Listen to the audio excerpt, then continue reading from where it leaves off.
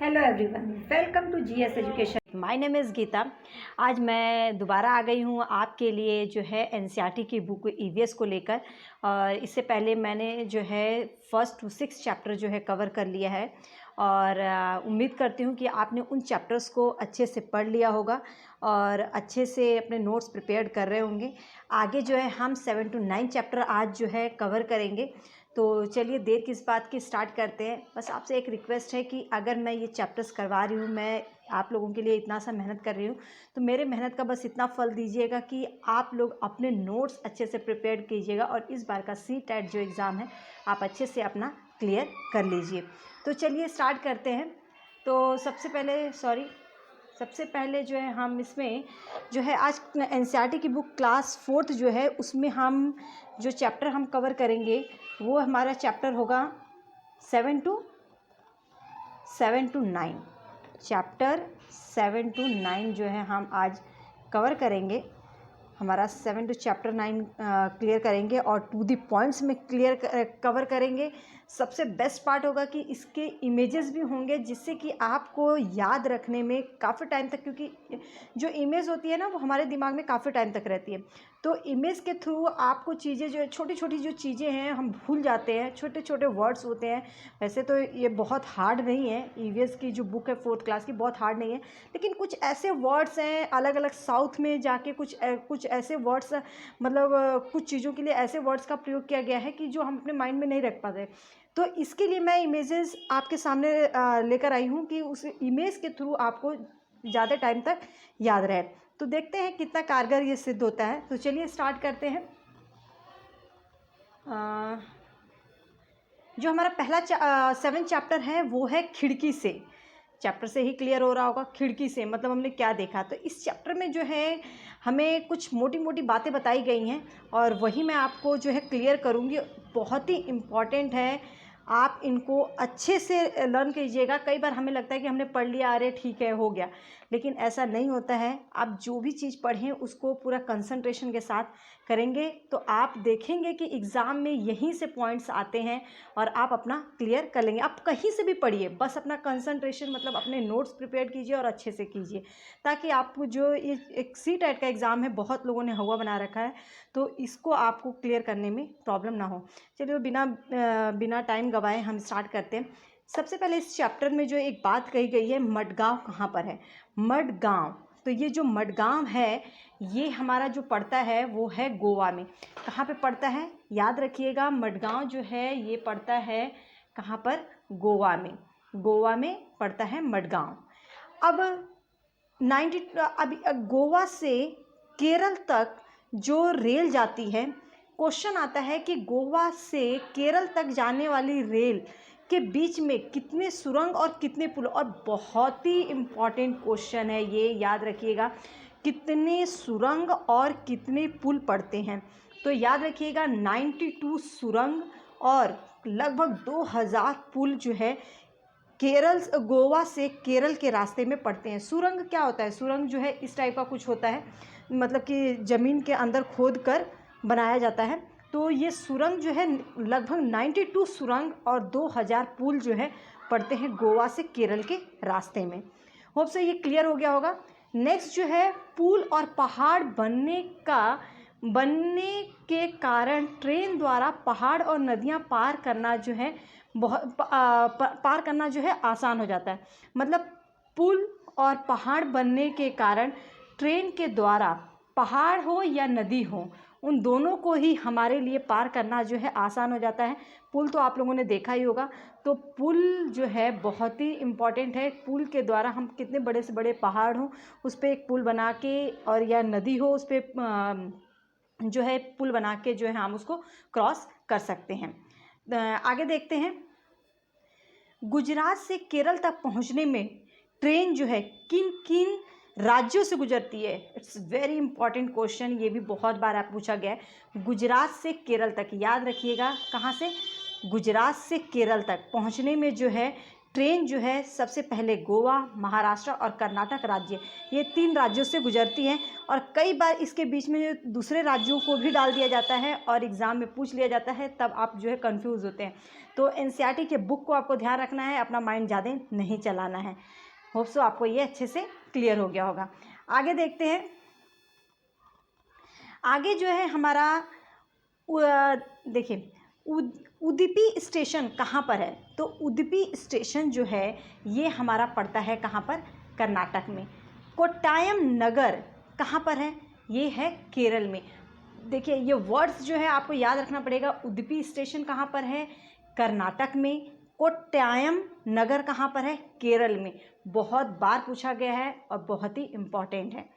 तो आगे चलते हैं। नेक्स्ट, तो आगे चलते हैं, देखते हैं यहाँ पे किन किन राज्यों में कौन सी भाषा बोली जाती है। इट्स वेरी इंपॉर्टेंट, कई बार क्वेश्चन पूछा गया है। देखिए मैं बार बार बोल रही हूँ कि कई बार क्वेश्चन पूछा गया है, इसका मतलब आप ये मत सोचिएगा कि बस मैं ऐसे ही बोल रही हूँ। आप प्रीवियस ईयर्स के क्वेश्चंस मिलाइए और आपको जो है पता चल जाएगा। तो आप थोड़ा सा ध्यान से पढ़िएगा, क्योंकि ये टू दी पॉइंट्स में मैंने जो पूरे नोट्स बनाए हैं ये आपके पेपर को और एनसीईआरटी बुक को ध्यान में रखते हुए बनाए हैं, तो आप इसे ध्यान दीजिएगा। चलिए स्टार्ट करते हैं।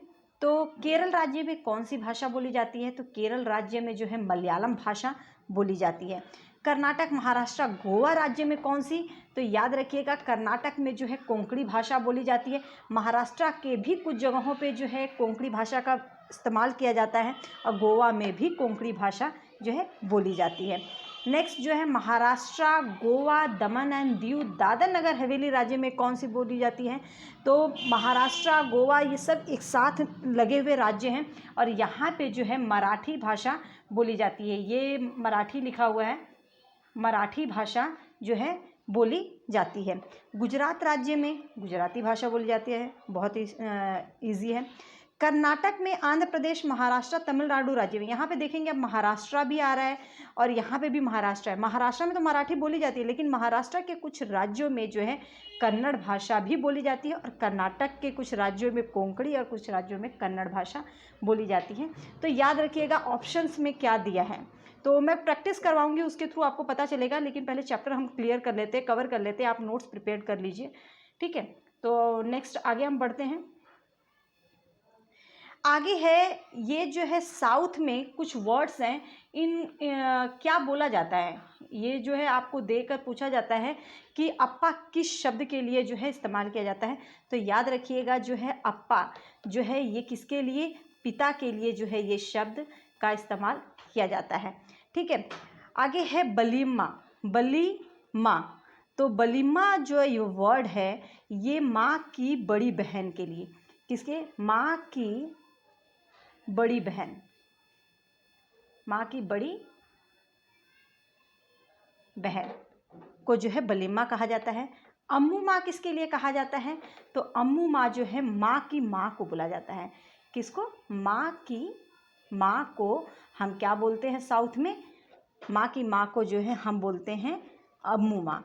तो ये वर्ड्स पूछे जाते हैं कि केरल राज्य में माँ की माँ को क्या कहा जाता है?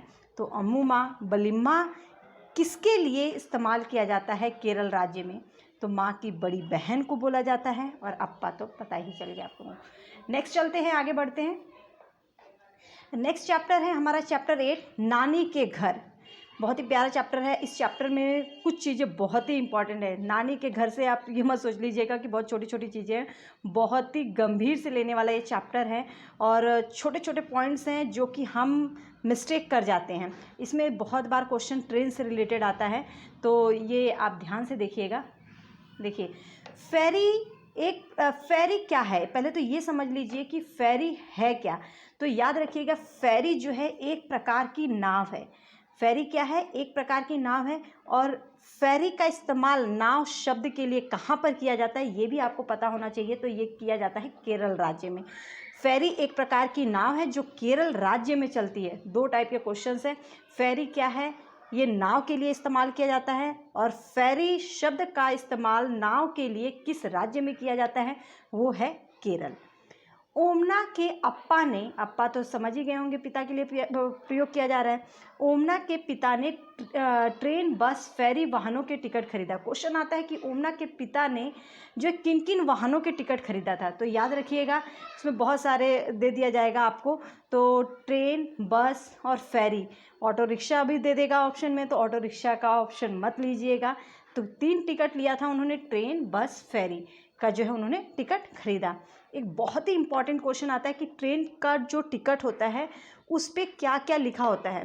तो याद रखिएगा, ट्रेन के टिकट पर जो लिखा होता है उसमें हमारा सबसे पहले ट्रेन के टिकट पर देखिए, ट्रेन टिकट का नंबर लिखा होता है। यहीं से आप देख लीजिए, गाड़ी का नंबर लिखा होता है, ट्रेन टिकट का नंबर लिखा होता है, सफ़र शुरू होने की तारीख लिखी होती है, किस दिन हमने अपना सफ़र जो है शुरू किया है।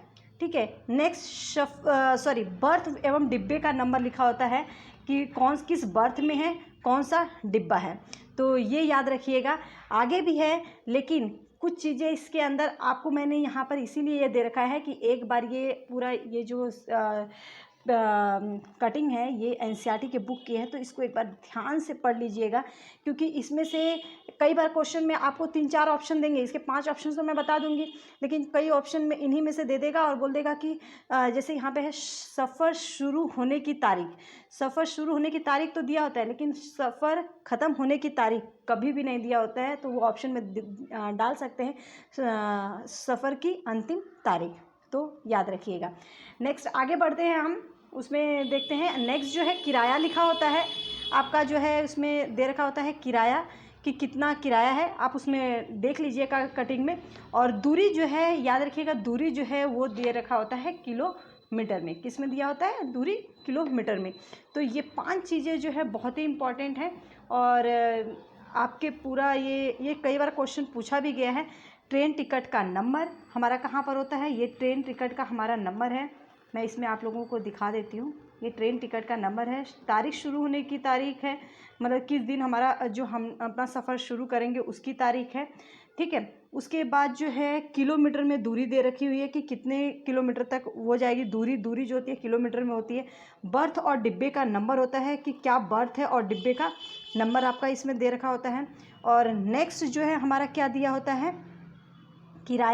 किराया कितना है वो ये देख लीजिए। इसके अलावा और भी जो चीज़ें हैं, इन 5 चीज़ों के अलावा वो भी आपको पता होना चाहिए, लेकिन ये कई बार ऑप्शन में देकर पूछता है। इनमें से कोई दूसरा दे देगा, जैसे कि मैंने बताया सफ़र शुरू होने की तारीख, सफ़र की अंतिम तारीख किस दिन पहुंचती है, वो तारीख कभी नहीं मेंशन होता है, तो इस चीज़ को याद रखिएगा।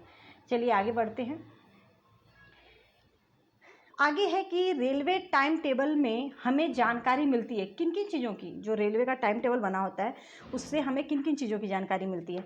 तो सबसे पहले स्टेशन का नाम पता चलता है, पहुंचने का समय, किस समय पर पहुंचेगा।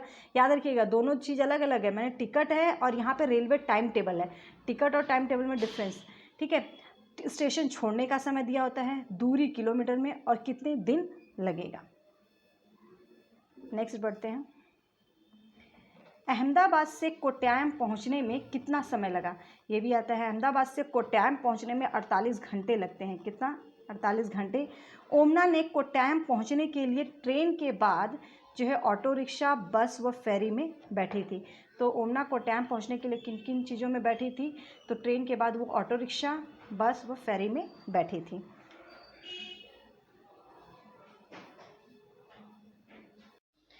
आगे देखते हैं। नेक्स्ट चैप्टर जो है हमारा वो है चैप्टर 9। चैप्टर 9 में जो है परिवार के बारे में बताया गया है। परिवार से आप लोगों को परिवार शब्द से ही समझ में आ रहा होगा कि बच्चे का जो है सबसे पहली जो पाठशाला होता है वो परिवार ही होता है। तो परिवार चैप्टर में जो है बताया गया है कि परिवार 2 प्रकार के होते हैं। एक हमारा संयुक्त परिवार होता है जिसे हम जॉइंट फैमिली बोलते हैं, और एक एकल परिवार जिसे हम न्यूक्लियर फैमिली, जो आजकल बहुत देखने को मिल रही है। और ये ज़्यादातर लोग जो है क्या है कि अकेले जाके बस जाते हैं शहरों में, न्यूक्लियर फैमिली। और इन दोनों के अपने अपने फ़ायदे हैं, अपने अपने नुकसान हैं, तो इसमें हमें ज़्यादा डिटेल में जाने की ज़रूरत नहीं है। आप इतना समझ लीजिए कि बच्चों के समाजीकरण का जो पहला पार्ट है, मतलब जो बच्चों का समाजीकरण वाला पार्ट बताता है, वो हमारा परिवार ही है। ठीक है। आगे देखते हैं। तो पहले ये समझ लीजिए कि संयुक्त परिवार क्या होता है और जॉइंट फैमिली, मतलब जॉइंट फैमिली और न्यूक्लियर फैमिली होती क्या है। तो आप यहाँ पर इस पिक्चर के थ्रू समझ सकते हैं कि अगर हम संयुक्त परिवार की जॉइंट फैमिली की एक बात करें तो जिसमें एक हमारे दादाजी नज़र आ रहे हैं, एक दादी जी नज़र आ रही हैं। इसमें एक जो है बेटा है, बेटे के साथ उसकी वाइफ है और उसका बच्चा है। मतलब एक फैमिली में जब 2 पीढ़ी के लोग रहते हैं, जब किसी भी फैमिली में 2 पीढ़ी के लोग रहते हैं तो वो हमारा जो है क्या होता है, जॉइंट फैमिली। 2 से 3 पीढ़ी भी हो सकता है, 4 पीढ़ी भी हो सकता है, वो हमारा क्या होता है, जॉइंट फैमिली। लेकिन एकल परिवार का मतलब होता है, न्यूक्लियर फैमिली का मतलब होता है जिसमें एक ही पीढ़ी के लोग, मतलब जिसमें हस्बैंड वाइफ और उसका अपना बच्चा, बस ये लोग रह रहे होते हैं, तो वो क्या होता है, वो हमारा न्यूक्लियर फैमिली। होप सो, उम्मीद करती हूँ कि ये आप लोगों को जो है पूरा अच्छे से क्लियर हो गया होगा। मैंने तो अपना काम कर दिया है, आपका बस इतना काम है कि आप इसे अच्छे से अपना टू दी पॉइंट्स में नोट्स बनाइए और इस बार का जो है अपना एग्ज़ाम सी-टेट का आप लोग निकाल लीजिए। तो उम्मीद करती हूँ कि ये पूरे चैप्टर अच्छे से क्लियर हो गया होगा, और अगर अच्छा लगा हो चैप्टर तो अपने नोट्स बनाना शुरू कर दीजिए और जुड़े रहिए ताकि हम आगे के भी चैप्टर इसी तरीके से जो है अपना कवर कर सकें। All the best.